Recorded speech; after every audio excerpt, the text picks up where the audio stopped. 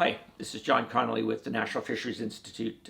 Really appreciate you spending a few moments letting me share some ideas that we have about where we are at the year end and then looking forward to 2022. As with anything the last 18 months or 20 months, we need to start with the pandemic. Continuing to be challenged by the balance that we need to have for those folks that aren't yet comfortable with the vaccine and respecting their rights, but also the need to make sure that that workforce is safe and can get back into plants and into our customers' restaurants and retail shops and buying more seafood. 2021 was certainly better than 2020, and we think 2022 is yet another opportunity for moving up the scale here.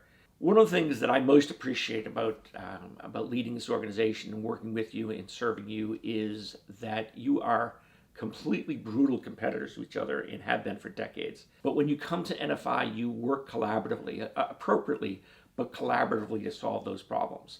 And that makes you a very unique industry. Another area we need to work on is making sure that we work in coalition with other organizations and other industries to get the labor force back working, whether it be in our own plants, whether it be in warehouses or in our customers' operations. There are just too many restaurants that have that help wanted sign and are closing down early because they don't have that workforce. On the other side of labor, we also continue to need to focus on this question of ensuring that we have fair treatment of labor on vessels. That's an issue that we're going to need to address. It's out there. It's going to continue to be out there, and we need to work with organizations like FISH to solve that problem.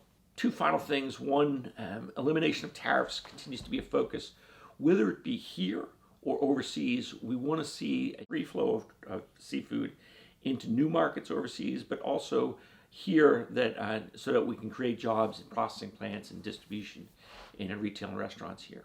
We do take on the tough work of fighting against bad science. That's difficult work, but it's work that we should do on your behalf. Lastly, we'll continue to focus in on identifying and fixing problems where we see them. That's a responsibility that we have to work with you on that.